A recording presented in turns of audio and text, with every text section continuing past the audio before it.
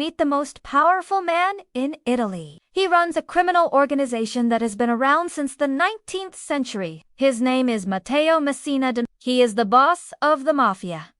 But how did he get to be the most powerful man in Italy? Well, it's a long story that dates back to the early 1900s. Back then, Italy was a mess. There were wars and economic crises, and people were desperate for a strong leader. Enter Mussolini. He promised to bring order to the country and make it great again. And the people were like, yeah, okay, let's go.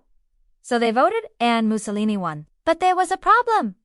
The vote was rigged. The Mafia had a candidate of their own and they weren't happy that he lost. So they made a new candidate, a puppet who would do their bidding.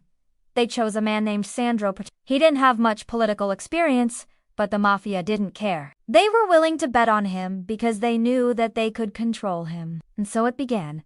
The strange tale of the Mafia's president. Every 5 years, the Mafia would put forward a candidate for president. They would make sure that he got elected, and then they would control him like a puppet. For example, they would tell him which laws to pass and which votes to make. And he would do as he was told. Now, this went on for decades, but eventually, the public started to catch on. They realized that the Mafia was controlling the government, and they weren't happy about it. So in 1994, they did something crazy. They voted for an independent candidate, a man named Oscar Luigi's. He was the first president of Italy who was not controlled by the Mafia.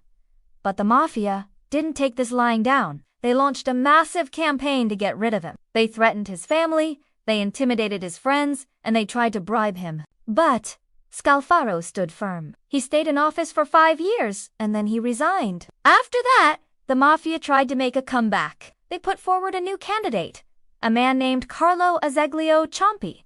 But this time, the public was ready for them. They rejected the candidate, and the Mafia's influence began to decline. In fact, today, the Mafia is just a shadow of its former self. Its power is broken, and its influence is waning. Still, though, it's around.